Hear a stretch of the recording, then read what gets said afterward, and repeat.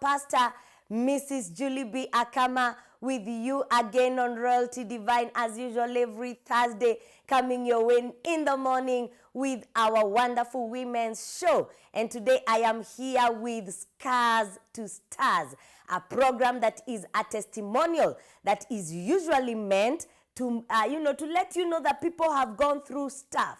People are going through stuff. And people have come out by the grace of God. So whatever you're going through right now, whatever you're going through this season, whatever you've gone through for a period of time, God is on your side. And if you hold on and anchor to Him, I am certain that He will be able to pick you out and bring you out strong and make you a testimony like He has made most of our testimonials that come on Scars to Stars. And I'm excited. I usually say that being on set alone can be lonely. And I'm always happy to have someone on set with me. Last week we had from a man's perspective, we had a guest. And today I have from Scars to Stars, and I have a woman guest with me on set. And I'm excited. I'm so happy. And I'd like now to introduce my guest, a guest that God has seen through many ups and downs of life. She's a living testimony that God indeed can sustain, and God indeed can bring out someone from the miry clay and lift them up by His grace. I'll not introduce her names for her because she's of age and she can be able to do it much better.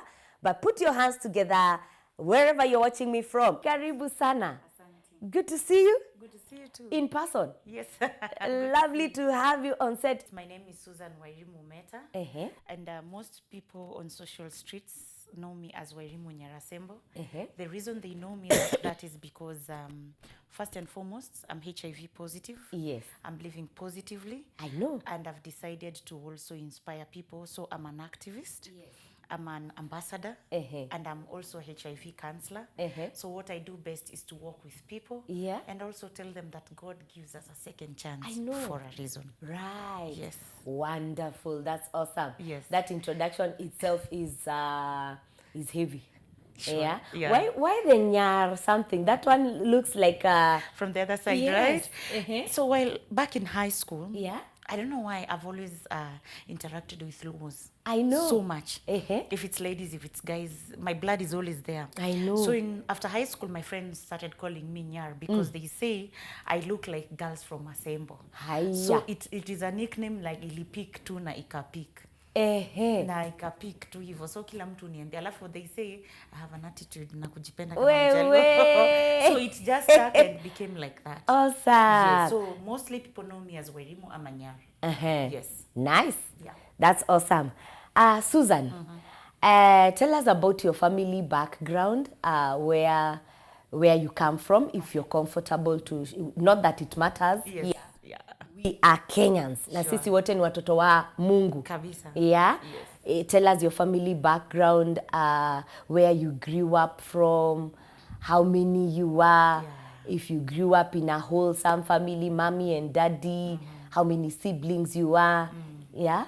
Yeah, actually it's a good thing. I grew up, I was born in Nairobi, but I grew up in Nakuru. Yeah. I'm a firstborn to Mr. and Mrs. Meta. First and last. Baby here, Big C's here. Sure. Yeah. So my dad is a church pastor. He's one of junior pastors at Crisco Remnant in Mlolongo. Yeah. And my mom is a church deaconess. So Same church? Yes. So I grew up knowing, being in the church. Right. And we are three of us. We are three girls. Yeah. So we grew up in Nakuru, but we came back to Nairobi. So my parents live in Kitengela, and me and my sisters just live around. So we are one close-knit family. Yeah. So we normally move together. I know. We just move together. I know. Yes. And that's quite warm. Yes, it is. It is because you realize when it's warm, even when you go through challenges, you're together. Right. When you go through good things, you're together. So you don't have a scenario whereby you have to only depend on friends. Right. You have your family first. Yeah. And it's when it comes to prayers, held me so high. I know. So it's a good thing and I appreciate a lot. I know. Yes. I can imagine for you it is very warm because my own, we are scattered. I have three let me say five. My sis who is married together with a husband and 2 boys, and my mom in the US. And here, I'm here with my sis. My sis lives around me, and daddy also lives around here. And again, also my brother is in the Mombasa. So now you're in family, 6 people all scattered. Yes. So I can imagine you can visit your sis anytime. Anytime. Yeah, you can visit mom anytime. Anytime. You can even decide you guys are coming over for dinner. It is so nice. It is so nice. I miss it. When I have them around, I don't want to let go. When they are going, it's so sad. It is quite sad. I so know that feeling. yeah, having your family around is something. It's a blessing. Yes. I would say it's a blessing. Yes. But you know, pia ikutafuta na to scatter. Inabidi tu. We have to survive. Yeah, it scatters us all over. Yeah. So where did you school? Okay, since I was in Nakuru at that time, I went in nursery school. I went to Arap Moi Children's Home. Okay. It was owned by the former late President Moi. Yeah. And then in a primary school, I went to St. Joseph's Primary School. It was a Catholic school. Yeah. And then high school, I went to St. Anne's Girls High School. It was in a place called Lanet, Wanyororo, just in Nakuru. Yeah. So after Form 4, it's when I came back to Nairobi. Okay. Yes. Yeah. And then I went to Graffin's College. And after that, sasa nikaingia sasa kuhustle kwa maisha. I know. Yes. Hustling, you know, people have to eat.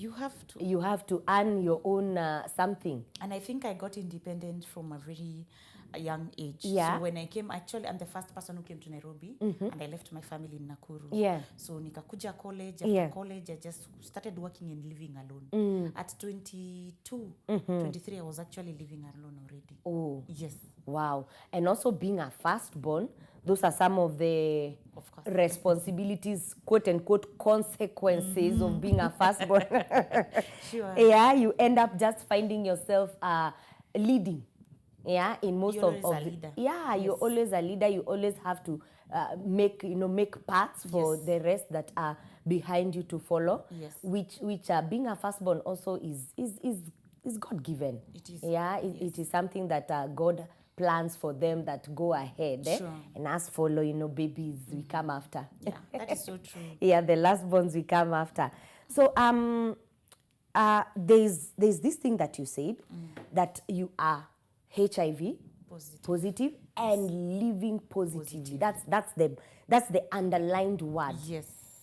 People have this disease. Is it as it's a condition? It's a condition, eh? Yes. We look at it as a condition. Yes. People think it's a disease. And I think there's a lot of misconceptions around that condition. Yes. Okay? Yes. Others look at it like a death sentence. Sure. Others look at it like now it's a disability. It's a disability. Yes. No one will ever want to associate with me. No one will ever want to have anything to do or to deal with me. Yes. Because I have the condition HIV. Okay? But I like the way you're putting it. You're putting it as a condition. Yes. Because it is a condition. It is very manageable. It is a condition Yes. that should not be able to put you in the state that it has put other people over years. Yes. Others even have gotten to a life whereby it is secretive. Hii ni yangu. Hakuna mtu anafaa kujua. I know someone whom we had to take through counseling. She was a member here. Anytime she dates, one of the things she wouldn't disclose was that condition. Okay? And I don't know about this thing, that there's that condition, with the condition of HIV, that you can have sexual intercourse with other people and it doesn't get to them. Is it true? It is something called undetectable equals untransmittable. So you're the only, yes, please. You're the only one who carries it, but you can't transmit. Yes, but there's a reason as to why you can't transmit. Okay, tell us more about it. The reason I'm like this, like I was telling you before we started, I have to make sure I take my meds exactly at 9. Yeah. So these meds work for only 24 hours. So you have to take every after 24 hours. Yeah. So the virus, there's something called a viral load. It's the load of the virus in your system. It's measured in millicopies. So for me, I started my meds in January 2019. Okay. So the drug that we are taking right now, it's a TLD drug. It's called a wonder drug. It works very fast. It suppresses the virus totally. Okay. So like for me at 6 months, my viral load was already suppressed. In 2019? Yes, Yeah. by July. Yeah. So when you suppress and you consistently take your meds on time after every 24 hours, your viral load goes to 0. Okay. The virus becomes stagnant. Yeah. How high can it go? It's even to thousands and thousands of millicopies. That means those are the two viruses that are yes, in it the blood. multiplies in the system. When your immunity is low and you're not taking your medication and your immunity is just going low, that the millicopies go high. But when the viral load goes low, the immunity goes high. Yeah. So when you suppress it completely to 0 and you are fear and you protect yourself, it comes to a point the viral load inalala kabisa inakuwa stagnant. So you cannot transmit it because it's asleep. That's what we call U to U, undetectable equals untransmittable. But you have to have lived undetectable for 2 years for it to be completely stagnant. Okay. So it has to be 2 years plus when you're undetectable. Then you cannot transmit it. So we actually have discordant couples who don't even use medicines to protect themselves because the one partner has been constantly undetectable. So they cannot transmit to the other negative partner. Yeah. Yes. Oh, that's quite something. It is. So I think our sister was using it now, badly. Would you say so? Because now she knows she can't transmit it. And even her, she was so consistent with her meds. Very consistent. So I think she got to learn that she can't transmit this thing. But I still feel there's a point. She's currently married, and I'm sure she's not yet disclosed that part. And it is very important to disclose. It is, because isn't it? first, it is against the law. Yeah, it is. Not to live with someone or to actually engage yourself sexually and you have not disclosed. Because chances are if you infect them, then you're going to court and go to jail because it is wrong. Yeah. You need to disclose because you're protecting the other person. Right. If somebody loves you genuinely, they'll accept you the way you are. True. I think that's her fear. Yes. The fear of rejection. But you see, imagine a scenario when that guy one day finds out. Right. Najua, let me tell you, nothing stays in the dark for long. Right. He wakes up one day and he finds out. Yeah, the meds. She will not be able to explain herself that I cannot transmit. I didn't do this intentionally. Yeah. Because the first thought, the guy will be like, she had an intention. Yeah. And that's why we tell people they need to test before they marry. They need to test before they engage. Yeah. So that it's your responsibility to make sure the other person tests and you test. Right. Because a scenario like that, again, they will go to court and the guy will be told it was consensual. Yeah. Why didn't you test before? Exactly. Yeah. So you see, it will be a lot of hula baloo that should have been actually sorted out from the word go. Yeah. Yeah. Wow. I think that's quite an eye-opener on a start. Yes. Yeah, but there's a story behind how you got yourself, you got the condition. Yes. You got the condition HIV. Yes. And let me ask again also question, HIV, AIDS. This one, things. yes. Yes. I hear the other one is after the AIDS is now when the HIV part. is full blown. Yes. Tell us about it. Actually, for me, the time I tested, the reason I actually took myself to the hospital Right. because I was almost close to full-blown AIDS. Oh. We have the white blood cells that protect us. Yes. So when the immunity is so low and the virus is very high, it starts eating the white cells. Yeah. So that's when we call them CD4 cells. Oh, yeah? So ikifika 200 and below, ni full blown. I was at 249, so I was there. Ilifika? 249. Ikifika 200 and below, ni full blown AIDS. Yeah. Ikiwa above, ni normal. But I was at 249, so ilikuwa imebaki 49 nirudi at 200 full. So I had all the signs. So let me first explain. Yeah. So HIV is the human immune virus. Yes. So I'm living with the virus right now. Right. And that's why you call it a condition because I manage it by eating well, Yes. adhering, And I'm also not reinfecting myself. Yeah. Because it has other strains. Yes. And then full-blown AIDS, that is when you get other opportunistic infections. Yeah. Now, for example, me. Yes. At that point, I'm not taking my medication. Now, as I had told you before, I was drinking a lot and I'm under pressure. Right. And HIV and drinking and stress don't get along. Yeah. So the immunity goes down very fast. Yeah. So when it goes almost to zero, Yeah. the opportunistic infection, like for example, I'd lost a lot of weight. Yes. A lot. Yeah. I'd lost my hair. Yeah. Inakuwa very light na inaanguka. Thin. Ikienda juu. Yes. And then my eyesight ilikuwa inaenda kupotea kabisa. You have this persistent headache. Hata ukitumia very strong painkillers, it's not working. Yeah. And then ilikuwa na consistent backache. And then a running stomach. Unaona hata maji. Unakunywa tu maji. The next thing uko kwa choo. Hewa tu, yani you just running, stomach running, and then you have a very persistent cough. Yeah. You have a persistent flu. Yeah. You're treating malaria. You see, there's so many infections. Yeah, so many. Because your immunity is low. Yeah. Now that is AIDS. You see now the immunity is low, the opportunistic infections. So that is the AIDS stage. Right. And that if you don't take care of the AIDS stage, yeah, then at one point you die. Yeah. But you see now when I started my medication, my immunity was fully boosted and the virus was suppressed. Yeah. So I'm only now living with the virus. I'm not living with the opportunistic infection. Yeah. So that is the difference. So people tend to think I'm living with AIDS. No, I'm living with HIV. Yeah. But when I discovered I was living with AIDS. Yeah. And that's why I was very sick. I had actually even sores all over. At one point ungeamka unakuta kuna black patches. Not wounds. Yeah. Then they disappear. Then they come back. So there are so many things, even UTI infections. And so many things that are happening. Vitu mingi. Tugonjwa twingi. Sana hata ukiamka you are so weak. Huwezi kula appetite ilienda. But you know, the moment you start your meds, you go back to the normal self, the immunity is okay. Yeah. You manage the condition with HIV. You live for so long. I have people at 34 to 40. Yeah. They have very negative children. I know. They were born HIV positive. Yeah. But because it's a manageable condition, you live. Yeah, but like the sister I've told you of, she has 2 negative kids. Yes. Yeah. There's a way she has learned to manage it, of which the only problem I have is the secrecy, especially with the spouse. Yes. Of which now that one I think is a personal thing, is a personal decision for her to come out on it. And people have this total misconception. I think people like you need to increase. Even those that are not with the condition need to become so many that they should come out here. Nowadays is when even people have become reckless.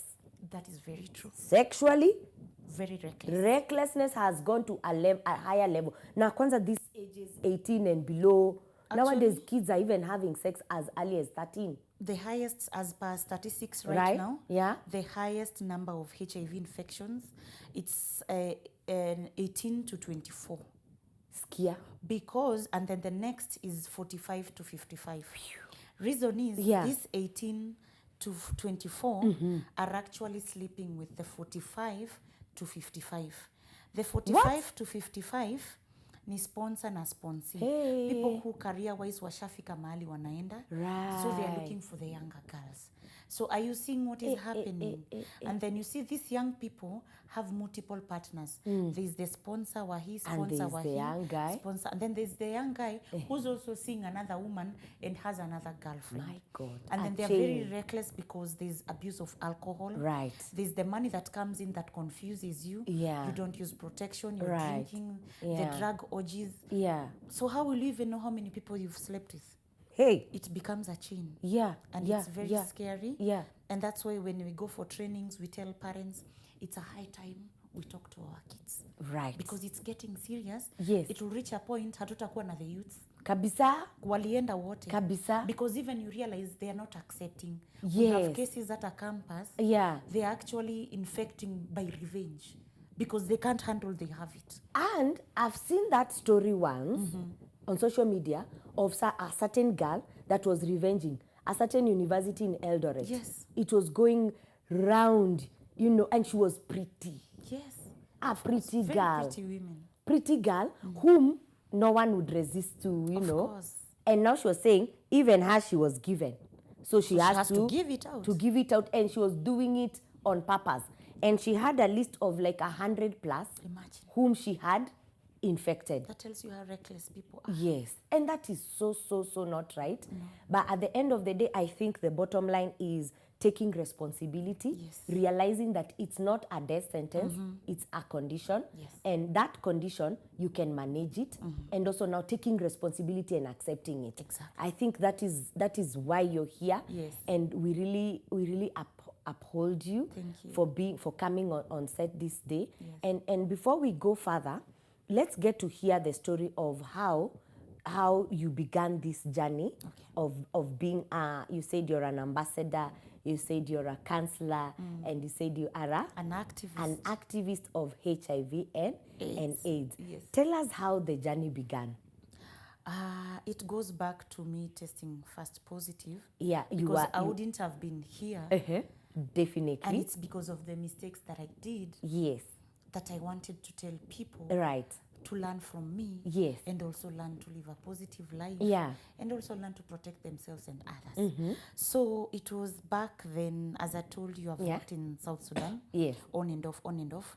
So my last contract was in 2018. Yeah. I went to Juba in June.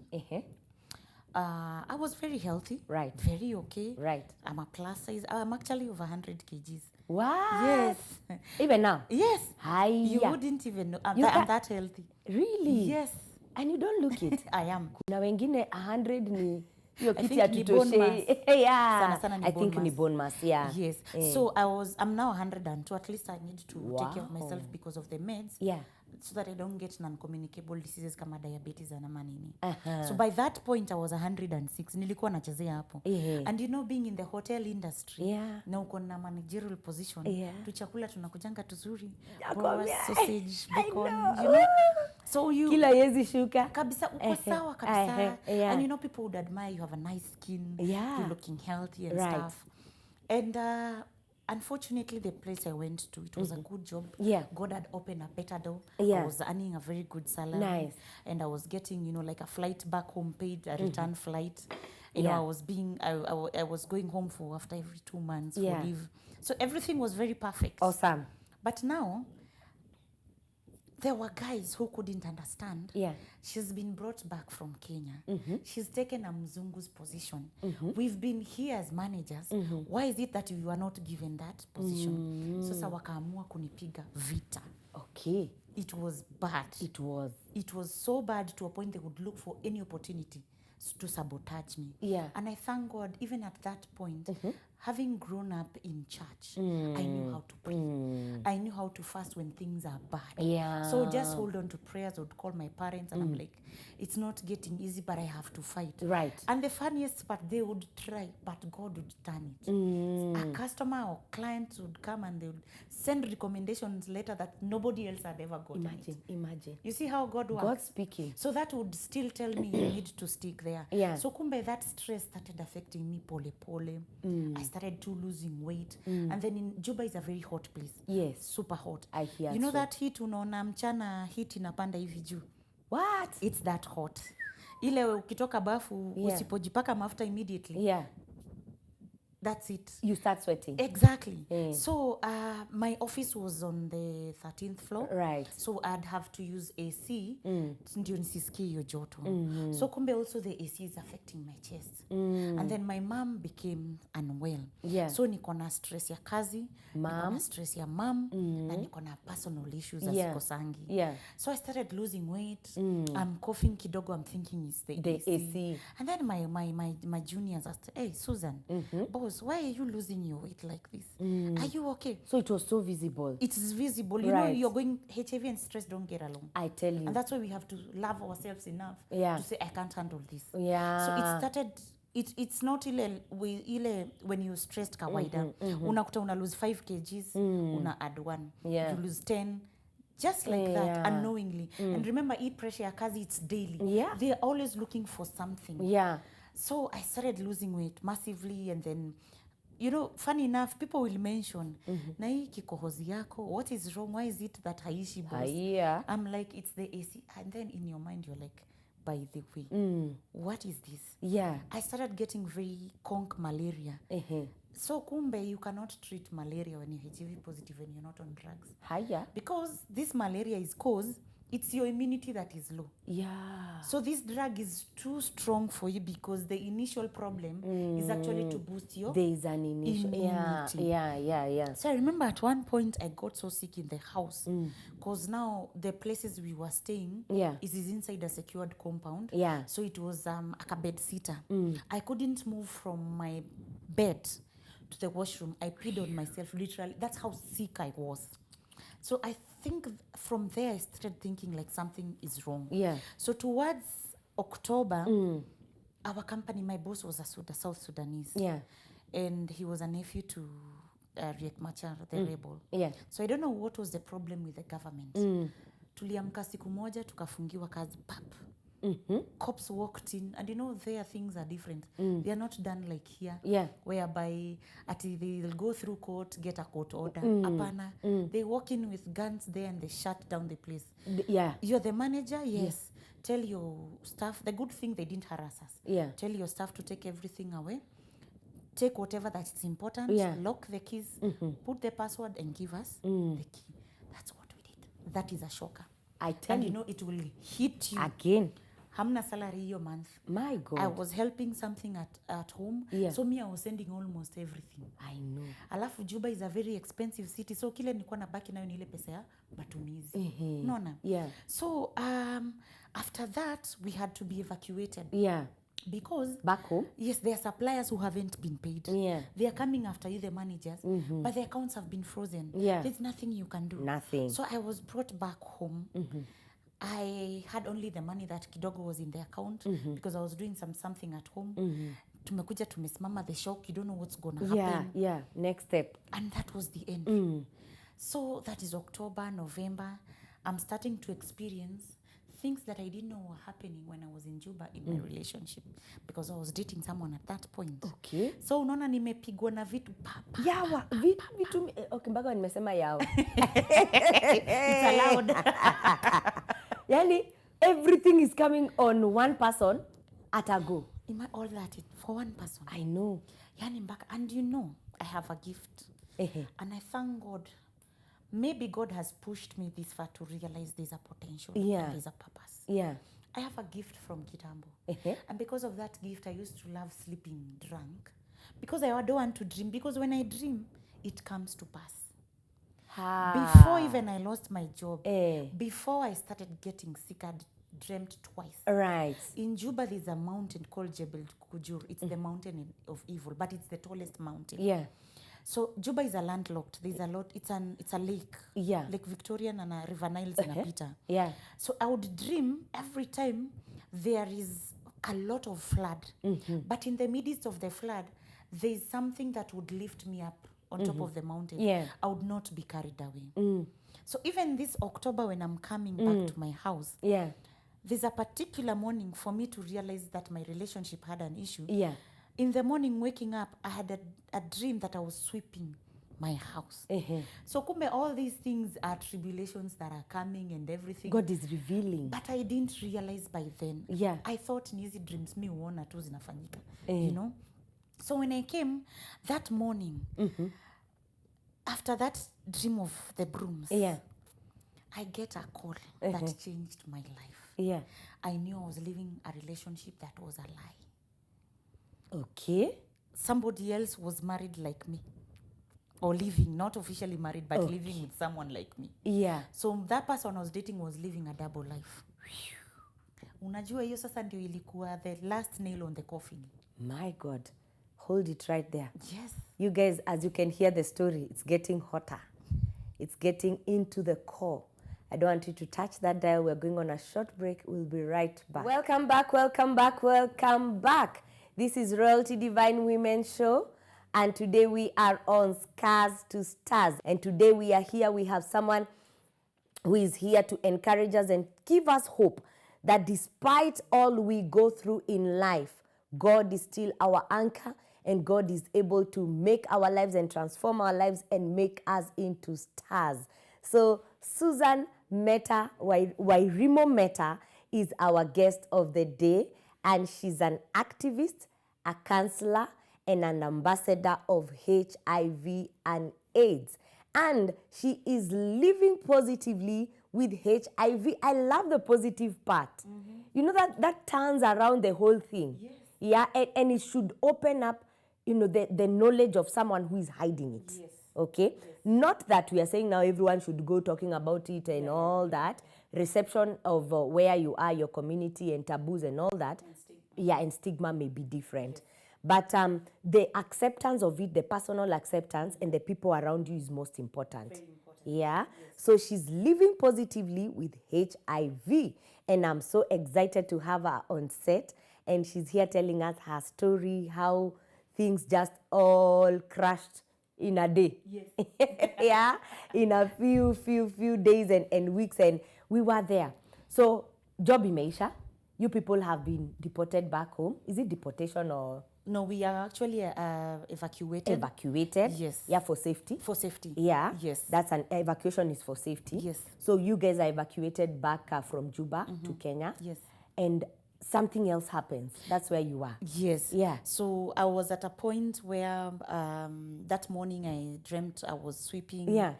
And immediately a call comes.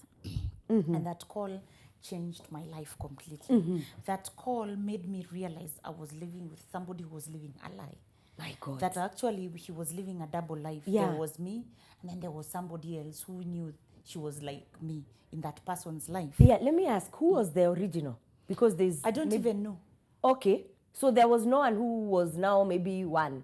No. And this one is two. No. Okay. It was like somebody was trying to play two people. Right. And I don't know exactly what he was looking for. Yeah. I actually have today, I've never had that closure, but it's okay. You know, sometimes you just don't let need it. Yeah. Yes, I don't need it. You just need to let go. Yes, Yeah. it was just, you know, a bygone thing. So that call, after that call, my heart shrank. Right. And when I confronted the person, he was trying to be like, no. But eventually things came out. Yeah. So I moved immediately that day from that house. Yeah. And I went to my sister came for me. Yeah.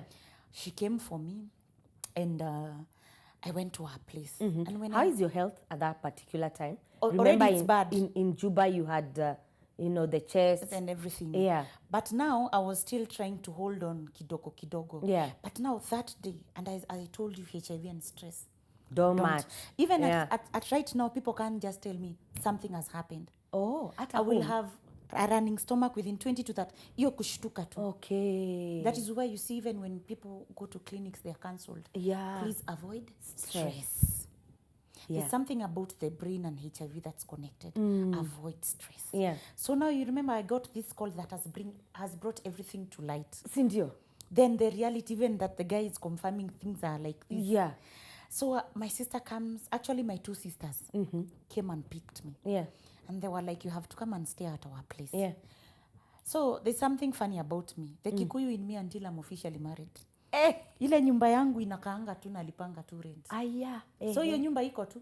Even nikiwa Juba nilikuwa nailipa. I know. Even I think I had that feeling like, what if one day he wakes up and changes? Yeah. Where do I go back? And see, that's wisdom. It is. It is. Anything can happen. Yes. Until that person marries you Yeah. officially. You have to be on alert. Yes. So that house is still there in Kitengela. Actually, I've lived there since 2014. Eh. But now my sisters, this is 2018. My sisters came and they were like, this situation, we can't allow you to go home. Yeah. You come and stay with us Yeah. until things, I know, you know, you've gone love. through so much in Right. life. Please come and stay with us. And you know, the kids love you so much. Actually, I can't have kids on my own. I have issues and I'll explain why. So my sister's kids are my everything. So I went, and you know, with the kids, they give you some morale. But now, and you forget your troubles. so my friends would call me and would like, tuende tukakunywe. Naenda hata napotea 2-3 days. My girlfriends, by the way. I go because I'm like, my heart is broken. You can't do this to me when I've lost even my job. Yeah. And I'm sure you had hopes with this guy, right? I loved. Can I be honest? Yes. And I'm one person, I'm not bitter. Yeah. I've learned to accept myself. Yeah. And I'll tell you, even now I appreciate the good things. He wasn't like a bad person. There was the good and the bad. Yeah. And I loved him because he treated me like a queen. I know. And you know, most of these people will cover you with things that you will not see the bad side. That's true. He's one man who's taken me to places, even outside the country. He was selfless, but I don't know what happened to the other side. So imagine mtu amekupea things you've never had. And I grew, and then I grew up without, we had issues in the family at one point, so I grew up with that. See, I never felt loved as a child. Right. So now I've got someone who's showing you the love. Who's making me feel love. Let me tell you, yeah. He would send me gifts in Juba. Na inapostiwa Facebook and perfumes. Wait. Do you know people were admiring? I know. So you imagine he's made you feel like a queen. Yeah. And then everything has just crumbled in front of your eyes. Yeah. So I would go out with my friends over the weekend tunakunywa. Unajua utakosa wale friends tukunywe tutoe stress. At times I would buy alcohol and my sister had an SQ, lock myself kwa SQ, Wi-Fi na simu tu nakunywa tu nikilia, which is very good. Sometimes crying helps you offload. Yeah. So that's towards November. That's when I've known when everything is happening. So nimeka kwa sister yangu November, the guy is still trying to, talk to me. The mom is even calling me. Yeah. And this guy had even taken me to his his people. Place. Yes. So the mom doesn't. But you see, I don't want even to tell the mom what's happening. Because you cannot tell the mom the genesis of what is actually. There's some things you can't talk. Yeah. So at one point I said it's enough. Yeah. And in December, I had moved back to my place. Yeah. And because I was like, I can't stay with my sisters for long. Being a firstborn, I don't like being dependent on people. I know. Even at my lowest, I'm this person who wakes up and does themselves. Right. So I went back to my house. Yeah. Seen a job already. So remember, I'm struggling from eating. Yeah. And then you don't want to tell your sisters because they are your followers. I know. Nisaidia. Yeah. They want to, but you don't want to feel like you're burdening them. I know. You don't want to burden your parents. You're the firstborn. They will feel bad. Yeah, and remember you had a good paying job, so you were independent at some point. From earning dollars to struggling. Do you know it's better from earning, Kenyan shillings. Cash. This is dollars. Yeah. Alafu umeenda to zero. I know. Where by then I think I have a heart of stone. I know. So towards December, my sister had a rorashio. It was 18th December 2018. Me ndio firstborn. I hate sitting down, so I will run the show. Right. Even my sisters will be very comfortable. Yeah, they know. So who is planning the rorashio? Yeah, you. So ni mimi niamke kwa mkunji. I go by those guards then that you pasua katikati and you serve uji. Yes. I have to go and organize things. Yeah. We have to go with my mom and do this. I have to help to run things that they're smoothing. Make sure everything is cool. That is another additional what? Stress. So at that point, appetite imepoteanga kabisa. And I'm also reducing weight daily. Daily. So I'm not eating. You realize I'll wake up when I'm late, so I have to run. Lunchtime itanipata niko busy. So I'll only have 1 meal in the evening. And because the appetite is going down, it's something very small. Given I'm somebody who has a very big appetite. So towards that 15th December, hata sikukula, like 3 days before. Then I have to wake up at 4, prepare jiko kuni for a mama to come and start preparing things. Yeah. I have to prepare the kids. So that day is where I realized something was very off. Okay. Because I was working throughout the day, doing makeup for my sister, making sure they're dressed up, making sure our mama are served, the tents are put up, so many things. Yeah. So I didn't eat. So in the evening when the function was over, since we don't have a son, and then my parents did something very strange. A vote of thanks is supposed to be given by the representative of the family. Okay. But my parents thought I would be the best person to give vote of thanks. Right. So when I stood there and I was giving vote of I felt like collapsing. Kizunguzungu inakuja, inaenda. And that was not normal. So when I was done, I was meeting my ex. He wanted us to talk. So I went. That day I also took a lot of alcohol. Remember, I've not eaten. Yeah, you've not eaten 3 days, as you had said. Yes. Even in the function, you didn't eat? What time did I have to eat? It was in the evening, na nikuuma 1, 2, that's all. And then remember, I don't have an appetite. So even when the food is there, I have to force it. Kidogo, nimeitwa, and what have you.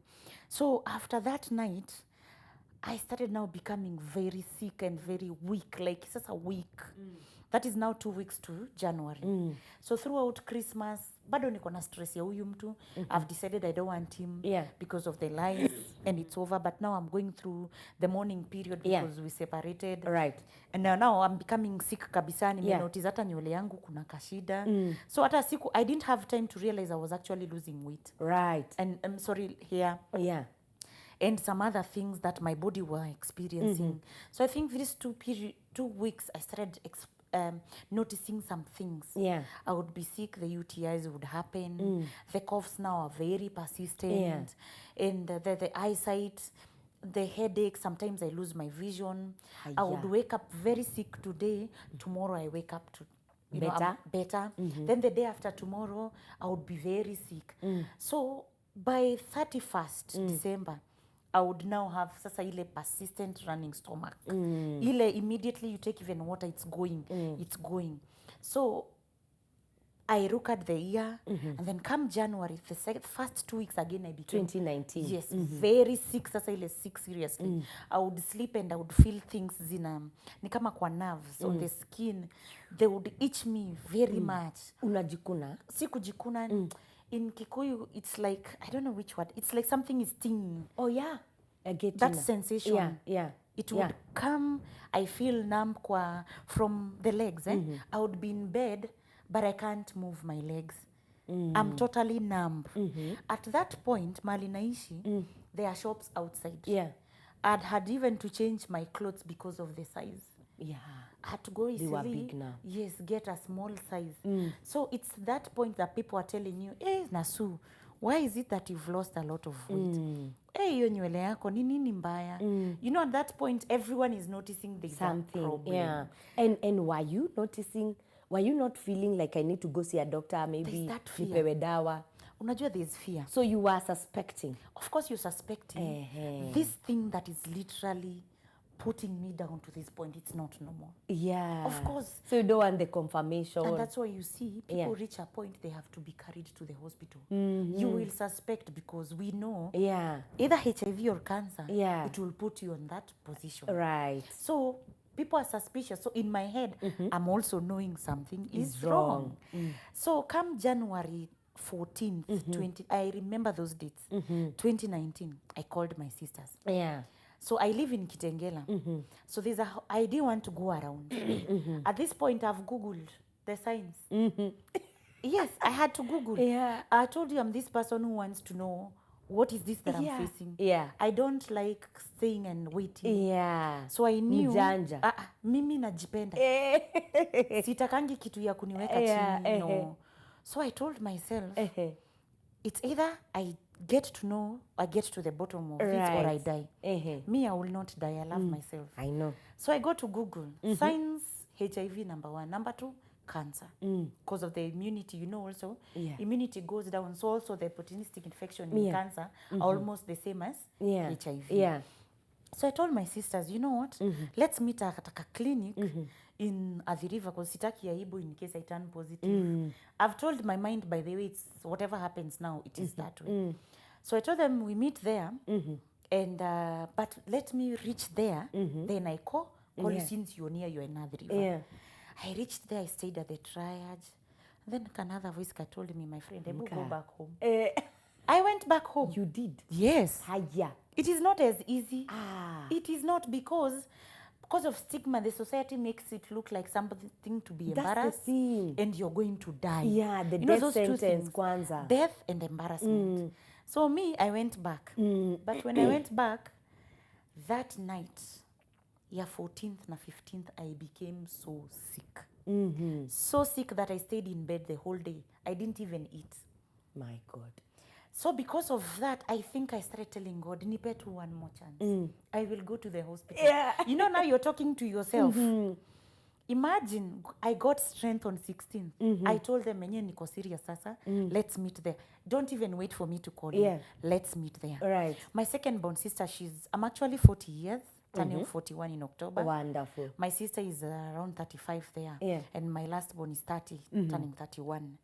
So I told them, let's meet at the facility. Yeah. My second born sister was in denial from the word go because I told them I am going to test for HIV. Yeah. Because if I turn negative, then chances are niko na cancer, I'm dying. Yeah. At least HIV, I've seen people, activists on social media, living with it. So my second born sister refused to take me to the lab because I registered directly. I told them, Mr. counseling, because I know what I want. Yes. My small sister said, okay, I'll go with you. My other sister said, hey, let me take my daughter to the dental clinic. I need to buy time there because I can't stand this. And a dodge. Tukaenda. Yeah. So the lab technician is like, you are aware of, because you've refused counseling. Right. And I was like, most people you test, it's because you suggest. Yeah. That's why they need counseling. Yeah. For me to bring myself, it's because I'm thinking. Yeah. So let me be counseled on how to live with it if it turns out. Yeah. So then the first thing when you take into a facility for testing, they will tell you on how, if it turns positive, that is what it reads. If it's negative, this is, if it's faulty, it's like this. Yeah. So it takes me through the process, and then we take the blood out. And then we stay, he's trying to talk to me, and then my other sister is just looking at me. In my heart is like, poop, poop. Then he tells me it's time. Yeah. Let's check it out. You always told jisome. Jisome, ushafundishwa. Niliona line moja, line ingine. As I said, I don't know what's wrong with me. It's either I didn't digest it immediately or it's just because I have that thing of absorbing pain. I think I'm so used to pain that I don't react just like that. Right. I told him I'm positive. He just looked at me. He told me, are you sure? I told him yes. He told me, actually, yes, you're HIV positive. Now the next thing we need to do, you know, there's HIV1 and HIV2. Yeah. HIV1 iko Africa, sana East Africa. Right. And then HIV2 is found in other countries. Yeah. So he told me we have to test so that we know what we are dealing with. The either one or two. Yeah. We test, it comes automatically, it's HIV2 because there's a kit for HIV1 and HIV2. Yeah. So it becomes HIV1. So he's like, now I need to take you to the doctor for, kwanza he leaves us there, he goes and talks. You know, he's not understanding why I'm calm. So he thinks I'm either in denial ama kichwa imeruka silently. Yeah. He goes first and tells the doctor. So now the doctor will tell me later that there's this chick who brought herself and tested. Yeah. But she's very calm. Yeah. And the way people behave here, this is not normal. They cry. Yes. Yeah, and they almost even want to beat the doctor at times. These are not my results. Yeah. So he's like, let me, mpaka other patients were told, hold on. Right. This is an emergency. Sasa, my sister is already starting to cry, our last one. Yeah. Now I'm comforting her. Yeah. Oi. She's and you're the one to be comforted. Exactly. Yeah. So that's why at times people tend to think I knew, maybe I was promiscuous. No. Yeah. It's the nature of things that I've been through in life. I was used to being numb. And then I process things after 2 or 3 days. Yeah. So I had to comfort her. Remember, I'm a firstborn, irrespective. I have to still be big strong C's, yes. for her. And I told her, it's okay. We are going to deal with this. So the doctor was like, told my sister to sit with the other sister at the triage. Yeah. So as I'm walking to the triage, to the doctors, my other sister is looking at me and I'm like, yeah. She's like, no. I'm like, yeah, it is. And I get into the room. And then he talks to me and he's like, why is it that you're not reacting? Yeah. I told him first, you see, I had cancelled my head and told my head, there will be eventualities that this will happen. Yeah. And now that I'm scared of dying, I have no option but taking the meds. Yeah. I think my biggest fear was like dying, alafu, me the way I love myself, people finding me in Pampers, hell no. that was not me. Yeah. You know? Yeah. So he cancelled me and asked me, are you ready to take your meds? I was like, right now. Right away. So we normally given Septrin, which is a very strong antibiotic at that point, and ARVs. Yeah. So nowadays is only one med, not unless I'll explain later, you've moved from line 1 to line 2 or line 3. Yeah. So I was put on line 1, which is one medication, and I was given a Septrin, which is very strong antibiotic that helps you tackle the opportunistic infections. Yeah, at that time, you had the sores. Everything. Yeah. Even sores in places that you can't see. Yeah. I had all hizo vitu unasikianga herpes hizo. Zilikuwa zote. Cause remember the immunity is at 0. So it's it's there. Everything is coming to attack your body. And you know, thinking back, there's a time I went out. Now, there's a guy who was trying to talk to me. Yeah. Huku si niko na black spots. The friend looked at my hands, said something, and they shifted the talks. It never hit me. The day we were being evacuated, I was seated to a guy working with an NGO, and he told me he's a doctor. Yeah. And there's somewhere he looked at my neck and he didn't say anything. I had those marks. Ni spots to a black. Twingy. You see, like the way you'd burn, and then after the wound drying, it becomes black. Yeah. But at this time, there are no wounds. Ni spots zinatoka za black. So kumbe these people are aware of the signs. The signs. Yeah. But mimi sikumbuki. Yeah. So at this point, everything has happened. I've gone through the whole loss of weight, loss of hair, getting those herpes, the sores, everything, loss of appetite, running stomach, everything. Yeah. So I was introduced to the medication, and then since that facility does not handle HIV patients, they had to send me to a clinic in Athi River, I think level 3 or something, to take my blood so that they can check the CD4. That's when I knew I was almost on full blown, because my CD4 was at 249. Sasa, I went, my sisters were like, we can't allow you to go home. Yeah. Because even the doctor, he has questions on how I'm reacting. Yeah. So they were told to keep close because they don't know. I could be suicidal, go and commit suicide. You know, you never know. Yeah. So we went, and I remember my sisters were very affected. Even that night, because my sister's husband doesn't work in Kenya. Yeah. For like the 2 days I was there or so, and even after a week when I left, he would call and ask her, what's going on? Why are you you've changed your code? Yeah. But she couldn't tell him because she had to ask me first. Yeah. So, and he's like a brother to me. He's been very supportive. So I went to my sister's house, and I remember that night in the bedroom that I was sleeping, I realized I only have one person that I can run to. Because, yes, there are medications. Yeah. But I don't know the challenges that I have for me to achieve back what I had. Yes. So I remember you can't sleep. You know, you're being strong for people, but again, you have that time when you're alone. Yeah. I cried the whole night. And I was just telling God, I don't even know how to pray at this point. But just give me the strength to overcome whatever is ahead. Yeah. And give me the strength to be able to take medication and accept that I am in this situation. I tell you, he did it. Yes. And that's when every time I'm at my lowest, it's him that I look up to. Yeah. I'm a sinner. I've fallen so many times. Right. But he's a merciful God. He's always there. That's the hope. Yes. Yeah. And you know, I have a relationship that has been broken. Yeah. And then I've turned positive. Job. I've lost positive. A job. Yeah. You're sick. I'm sick. Yeah. I have to live the rest of my life taking medication. There is stigma. How will people take me? Yeah. I've been this person who's very happy, you know, party girl. I go out. The first thing in their mind will be like, maybe she sleeps around because she drinks. Yeah. And let me ask, just for the sake of our viewers, and maybe could you sit back and trace, like, it could have been this partner or the partner that was playing you and that lady? Could you? I can't exactly, but I know where I made a mistake. Yeah. And I wouldn't say it's because of multiple partners. Right. And I will come to that point and explain, and you'll understand why I came out. It's because of that particular mistake that I did. Yeah.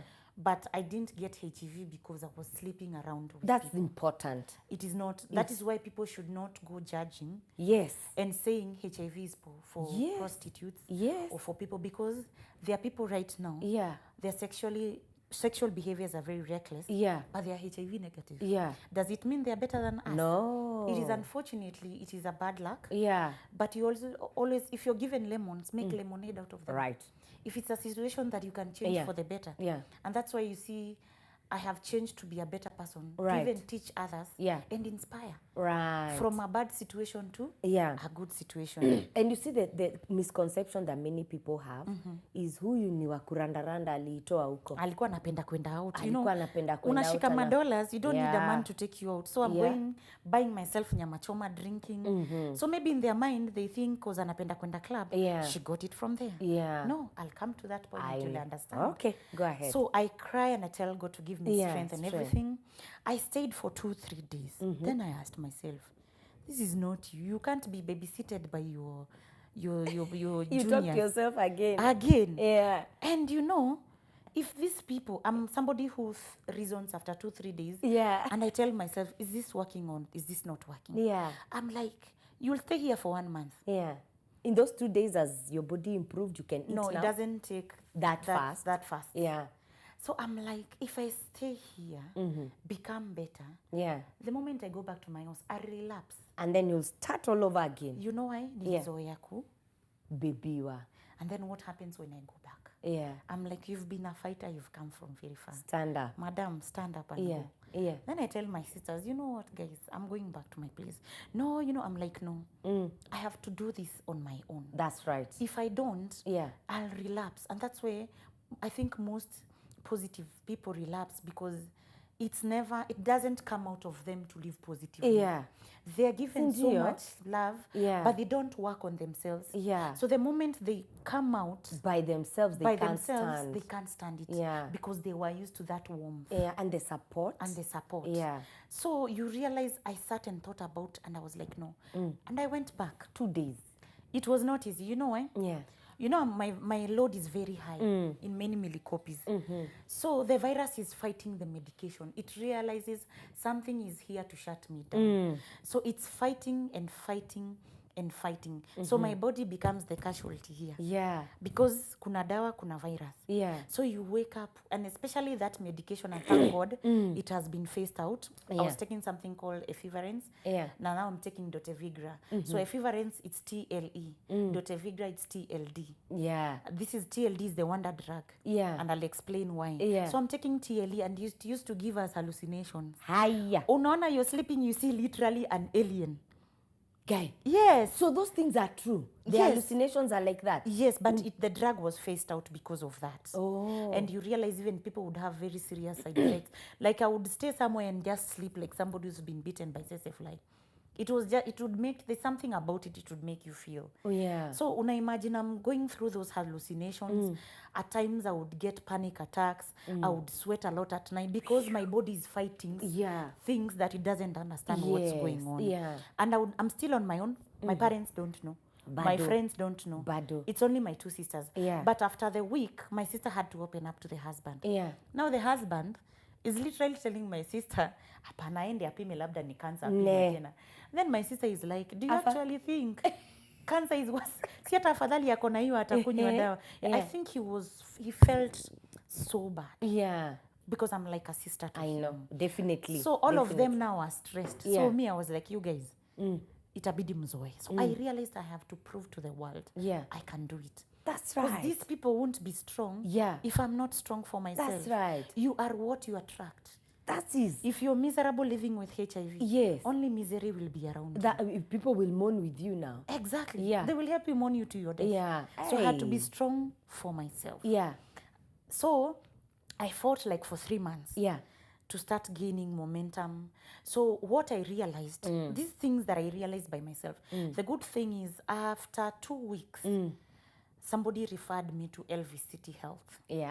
That is Liverpool. It was in Hurlingham, now it's in Adams Arcade. So I had to be transferred. I got a transfer letter from the facility at the river. I was taken to Hurlingham. The good thing with Elvis City, they have perfect services. I was taken through counseling. I was taken through nutrition. They work with you. You're in the clinic after every 2 weeks until you prove you're very okay. They even monitor you psychologically. Where at you, what place are you at. So they also helped me accept, you know, the love that you get there. You even forget that you're in a place that people living with HIV are. So after 3 months, I was able to recover. Yeah. So at the point that I'd lost appetite, you know, because you're eating and it's coming out, you're also losing. Yes. So the secret was doing pudding, a lot of fruits. So if I eat and they come out, the little that I eat, I eat again. Yeah. So there's stock that remains. There's stock, I force it. And then there's this mboga za kienyeji. It is very good with immunity. Yeah. So I would eat them like even thrice or twice a day. So that helped me boost my immunity. I love the part that the taking care of yourself. Yes. Ikitoka unarudisha. Because the mistake that we do, ikitoka unawacha. Unaogopa kukula itoke tena. Atusiende tena. Don't get scared of going to the toilet. It is okay. Yes. Even if it's vomiting, it's okay. Yeah. Rudisha. There's something that will remain inside. Yeah. So it helped me. And then a month or so, nikaanza kupata appetite. Then subsidizing the diarrhea. Yeah. I continued, but I worked on also eating a lot of traditional veggies. Right. They are very good. The managu, saga, terere, usuga, all those, especially if you combine them. Yeah. They are very good with immunity. Yeah. So they also helped me. So I started gaining momentum. At 3 months, nikaanza kuwa sawa. Wow. So, at 3 months, I started even going to the salon. So there's this salonist of mine. I'm very picky. Okay. Very. Yes. And to please me is a problem. I know. So, I only go to that person who understands my attitude Yeah. and also understands what I want. Yes. And doesn't beba me. So, she's the same person for years. Ako kitengela. So, I go and tell her, by the way, Fulani, do you know why my hair was falling off and you were thinking niuze ama family planning? Ukafungua siri. Si nimefikiria ni rafiki wa kitambo. Mayo. We? Unafikiria atachukua positively. Yes. Yeah. And the salon, what was the reaction? Where I tell her she's very supportive even she does my hair. Aya. Kufika jioni kitengela mzima ilikuwa inanipigia simu. My God. Some of She them, blew the trumpet. some were like, no, this girl is spoiling your name. Ukoshuka chini stairs tuongee. Nimeona nikuje mwenyewe because I don't know why she's doing this. My God. So she tells someone, you know me, I'm known because I'm a very open person. Right. So friendly. And then remember, I go out and I go to specific places. So I'm known. Yeah. And I'm independent. So people see me. They mark that girl sits alone or with her friend, she does this. Yeah. Fulani unakumbuka fulani. Fulani ule anakujanga fulani. Like that, like that, like that. Let me tell you, it was, my life just like went down, crumbled. Because I was like, how will I go out? Oh. I am a party girl. The first thing is, she went around with men. She got it with men. Yeah. You see? So I got so scared. I cried. Now why would the person do that I thought I would confide in do this to me? I know. And this person lives a bad life more than me. Okay. But she would sit there and judge me. Right. But the good thing, some of those people who were told, I did not deny. I said, it's okay, but it's life. So some of them actually encouraged me, which is a good thing. Yeah. Now I've gone back again. I'm crying. I'm stressed. But again, there's a voice. I would cry.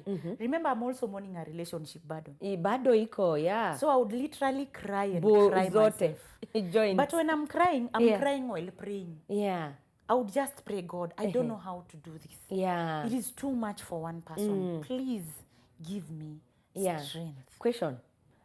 Had you spoken to your parents at that point? No. I will speak to them after I've come out, after my first video, for a reason. What? Yes. What? But it worked. Yeah? It worked. It's all, I think there's something that just was, there's a voice that guided me all along. Yeah. So she's told people, I've cried and I've told God to give me strength. Yeah. And then again, I picked myself up. Again? And I was like, the strong you. What is the best thing you can do out of this? If you own your story, they will not be able to shoo outside there because it's coming from your mouth. Yeah. So they'll be unable to talk about you. Gossiping itaisha. Yes. I said, you know what? Those places that I fear going, I will go. Because even if I move from my apartment, I'll be running away from my problems. Yeah. But if I accept with time, people talk and forget. That's true. So I picked myself again as usual. Yeah. I started telling, ukiniuliza, yes, it's like that and I've accepted. Ulipata juu ya kuzurura? No. It is sexually transmitted. Of course, I got it from someone. Yes. But please do not judge me because you don't know my story. That's true. So kumbe that coming out and starting to owning up helped me to start telling my friends. There are those who are going, then there are those who are starting to hold you kabisa. Yeah. Then I realized it actually feels good not to live with a secret. Yeah. Because there's something that you literally removing out. Yeah, you're pouring out. Exactly. Yeah. So fast forward, 1 year comes. January. Then I told myself the best 2020 is 2020 sasa. Sasa at this point nimegain, hata nimeanza kugain kabisa. Na dawa unakunywa poa. Mimi kwanza juu ya kujipenda sijawahi kosa dawa. Imagine, never from day in my one. life I have never defaulted.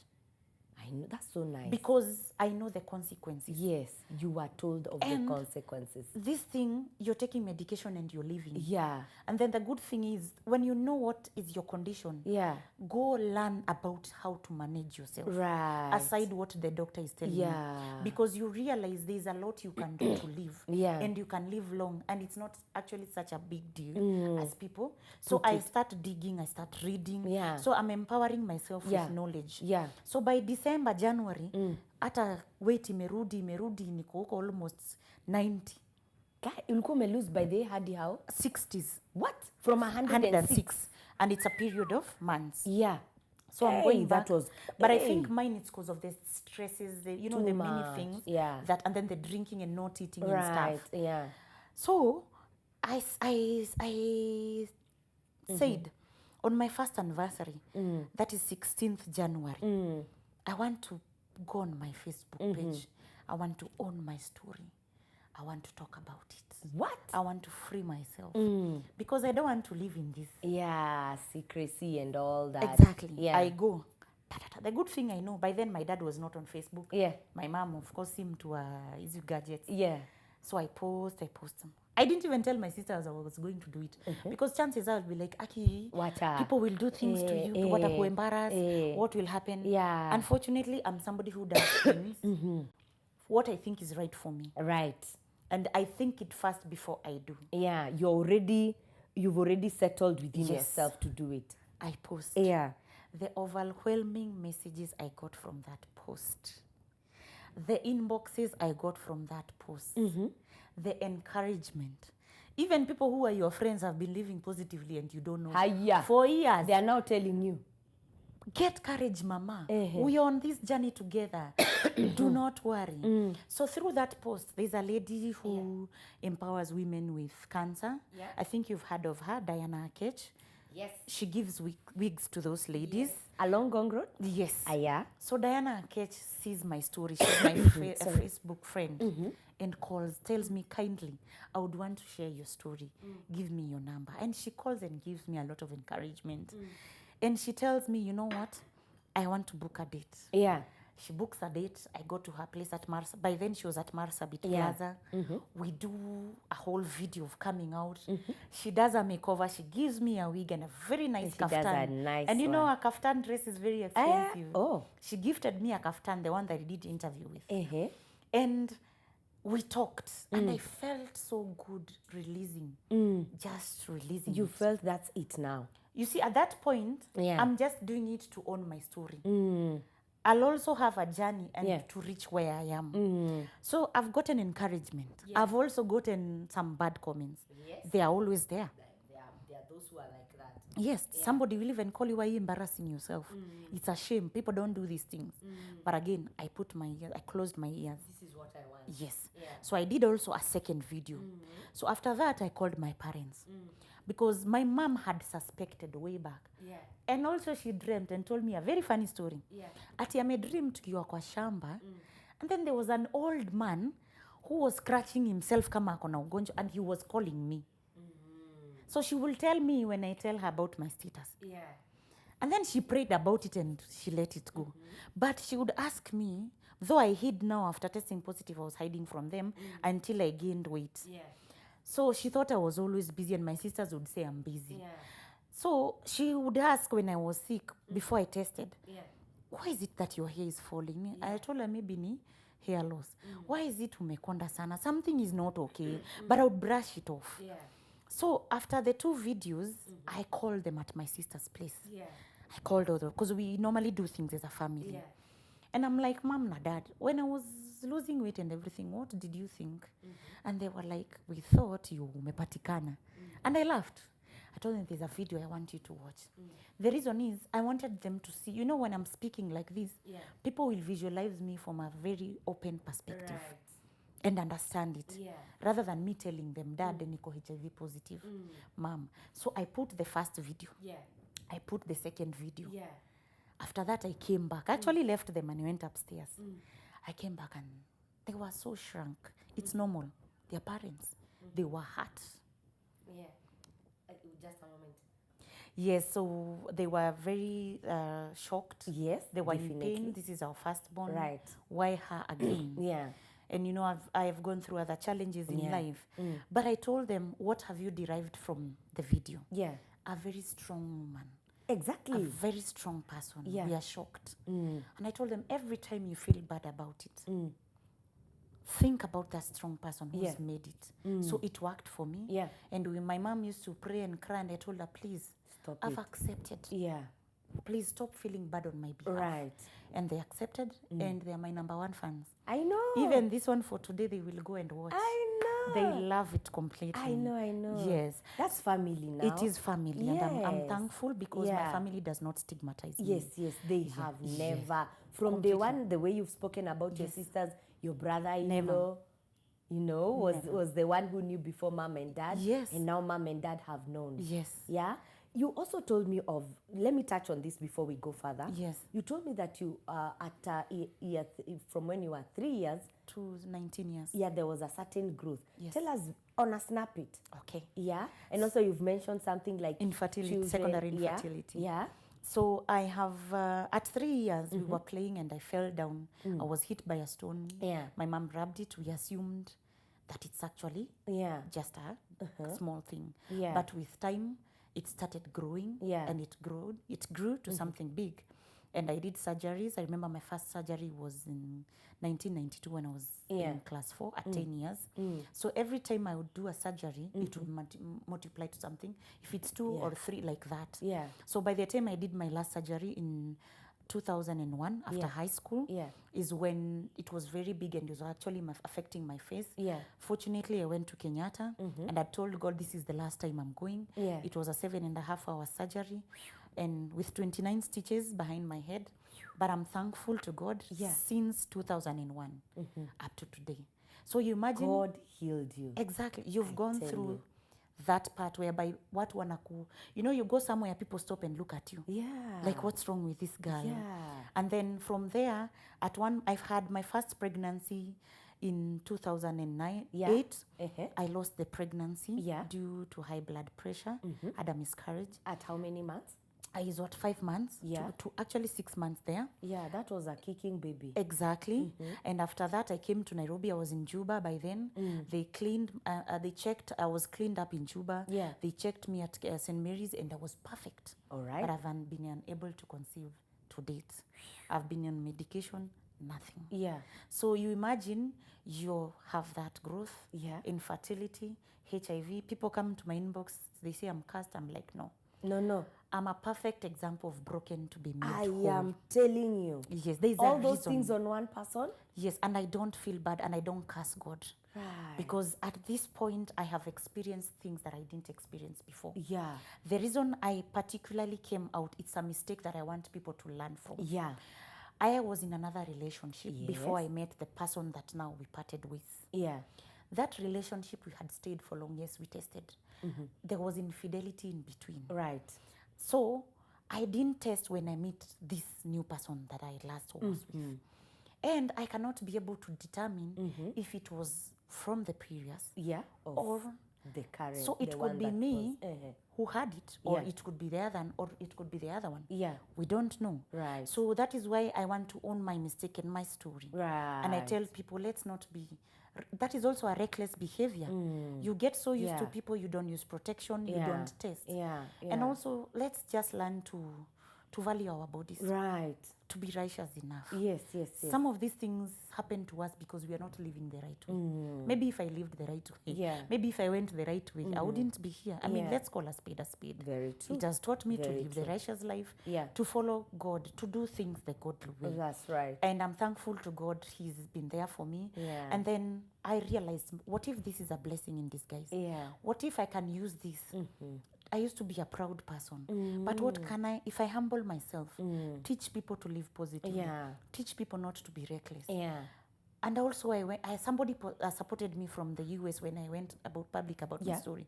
A friend paid for my HIV counseling course. Wow. Yes, I did home-based care, nutrition, and about HIV. And I didn't do it because I'm struggling like any other person. But I wanted to do it as something that I volunteer to do, a pro bono kind of a thing. So in the journey, people come to my inbox. They are suicidal. They've tried 3 times. They've given up. And every time I post my story, every time I cancel them on my page and I talk, you realize there are couples whereby one has tested positive, one negative. Discordant. Are they called discordant? Discordant, yes. One wants to kill him or herself because they've turned positive. But when they read that post, they derive strength. Hear this one. She's saying, I can't believe the story of Susan. I am currently in that state whereby my husband is the one who's infected me on it. Full stop. She's not given her name. Okay. Yeah. She can talk to her. I will also give my number. I normally do free counseling. So. And on my Facebook page, she can follow what I do. But I'll tell her if she has tested positive, there's life after testing positive. It's a second lease of life. It is about self-love, self-acceptance. Do not stigmatize yourself. Adhere to your medication and also forgive. The power in everything is the art of forgiveness. I know. I forgive myself. I forgive whoever brought it to me. I don't care. I don't want to know. I'm living a new life and I'm happy.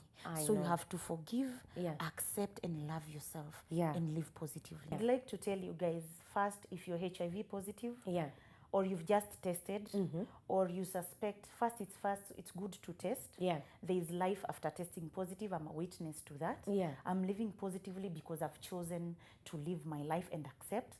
And kindly, if you test positive, do not go out there thinking you're killing other people, you're avenging. It's not right, it's not even godly. You're literally killing other people. Accept and live and change your situation for the better. And for those who are HIV negative, we might look very okay, we might be very strong, but it's not easy for everyone to take medication daily for the rest of your life.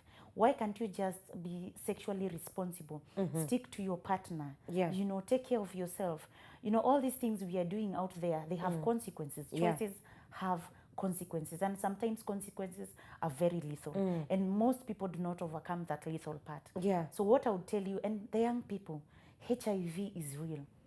And you think it's a joke until it hits home. That's right. And we go through challenges, even dating, because the moment you tell someone you're HIV positive, they want to run. So could we kindly treasure our bodies, treasure ourselves, live faithfully, you know, just be a good person. It doesn't cost anything.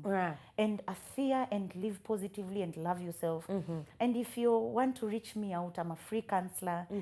You'll be able to share, you know. I will. Yes, I'm there to work with people. That is my mission in this life. And I thank God for that. And if you're there HIV positive, know that you're loved. And God loves you and is a God of second chances. I know. Awesome. And her hands are outstretched. She's we are going to give you the contacts, maybe the phone number if you're also comfortable. And also the Facebook. You'll just do that now. So whoever needs to jot it down, let them do so. Whoever needs to write a call you after this, they can do so also. And despite everything, what I've taken home today from you, one is the power of self-love. Self-love, self-love, self-love. Number 2, and strength. You need to have a personal kind of, you know, there's like a bulldozer in you that you need to awaken even with, you know, despite your story, in life, to push life, you need to have some self-love and be strong for yourself. I think that is what I've taken from your story, taken home, and that is exactly what I'd like our viewers to take over. You know, it doesn't matter how your relationship with your husband is. Doesn't matter how maybe you're suspecting yourself, you're looking at yourself and you're like, ni kama siko sawa, like you are doing all the way like the whole of 2018. Wake up, love yourself to the extent that you are ready to salvage whatever is remaining.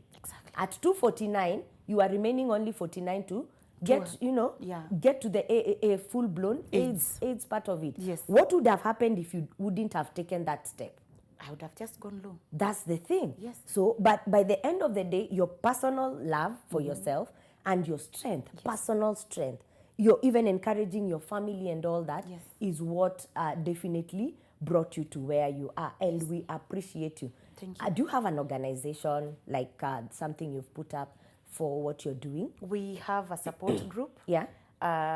You just have to prove, you know, also we have people who join to just be malicious, you know. Yeah. We have a support group, HIV. We are almost going to 90. Wow. It's called Team Oasis. Nice. We are a registered CBU. We just got registered. Nice. And we'll be doing projects. It's called Team Oasis. Yeah. And we have sisters and brothers there that we've worked with. Yeah. They've accepted. So if you feel you need somewhere, you feel home, my number is 07. That's right. 22 250 644.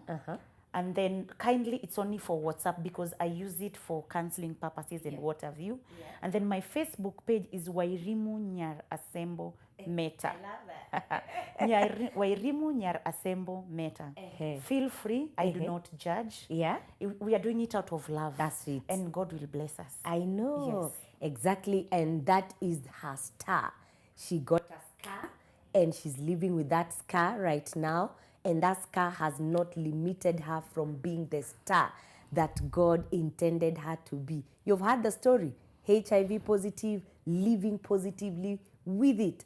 And the growth that she had, that God healed her from, living with secondary infertility. All that on one person. From getting dollars to getting nothing. Yeah. All that on one person. And she still can afford that smile, beautiful smile that you're seeing on her face. It takes the hand of God, pure hand of God. And can I tell you one thing that I've gotten also now? That she loves God. Yeah. Even right now, she's saying that she's on a fast. Yes. Yeah. She's waiting on God still, even in the tribulations and the trials. Not like some of us that give up. Asa nangoja Mungu ya nini? Nimeumia sana. Nimeteseka sana. No. There's that point that you can never give up on yourself. Have to be strong for yourself. You have to love yourself, and you have always to anchor on God. Yes. And that has been the strength, I think, of Susan Wairimu. Yes. She has been our guest today on Royalty Divine Women's Show, and I've loved every bit of this show. Go on her Facebook page. Go, the number she's given you on air. We'll have it somewhere on this program on YouTube. And then make sure that you contact her. If you're secretly battling HIV, she can walk with you, give you part of her strength, enlighten you and bring you to the point whereby you will accept it and live with yourself, loving yourself and taking care of yourself, like she definitely is. Right now you're at 102. Hey! And it's because I've lost because I need to maintain also. Yeah, usikue obese. Hizi dawa pia zinaweza kufanya ukue obese. So you have to exercise and you have to be careful. It's very bad that I live with HIV for long and heart attack kills me or diabetes. Very wrong. It would be very wrong. No. So we have to Makosa. Live healthily. Yeah. But you see, we are glowing and we are happy. Beautiful, you're cute. Thank you. I love what I'm seeing. Thank you. Yeah. Parting shot and last words. Okay. I would want to tell you this. Irrespective of what life gives you, it is your decision either to go the positive way or the negative way.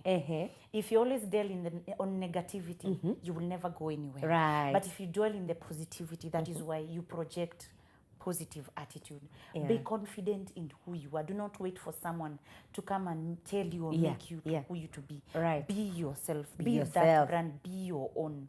And when every time you fall down, think about that small child trying to walk. Every time they fall, they wake up, dust themselves, and they walk. move up. Life was never promised to be perfect. No. These are challenges. They will happen to everyone. So it's about on how you change your story. Wonderful. Yes. Awesome. And that was Susan Wairimu Meta, who has been my guest today on Royalty Divine Women's Show from Scars to Stars segment.